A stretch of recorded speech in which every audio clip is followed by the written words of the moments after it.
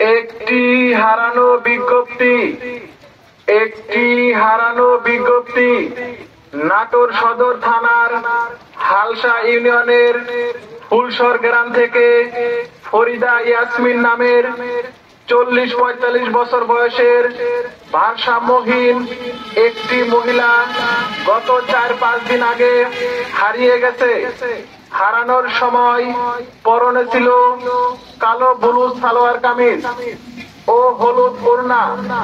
তার গায়ের রং শ্যামলা, 5 ফুট উচ্চতা, স্বাস্থ্য ভালো। সে একা একা ঢাকাইয়া ভাষায় কথা বলে এবং নাম ঠিকানা বলতে পারে।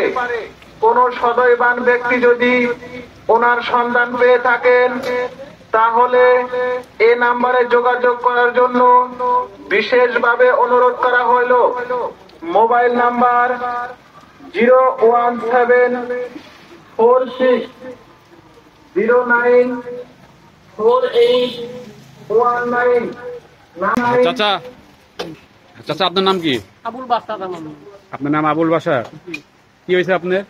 আমার দিদিটা গত বুধবার দিন বিকাল থেকে পাওয়া যাচ্ছে না। রাস্তা চলতে গিয়ে আর বাসায় ফিরেনি। আপনার বাসা কোথায়? আমার বাসা হালসা, নাটোর সদর থানা, হালসা ইউনিয়ন, ফুলচর গ্রাম। আপনার স্ত্রীর নাম কি? ফরিদা ইয়াসমিন। ফরিদা ইয়াসমিন। হারিয়ে গেছে কখন? এটা হারিয়ে গেছে 12টা-1টা-2টার দিকে।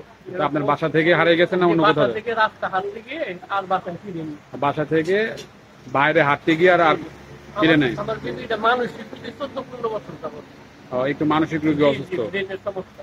আচ্ছা, এটা আপনার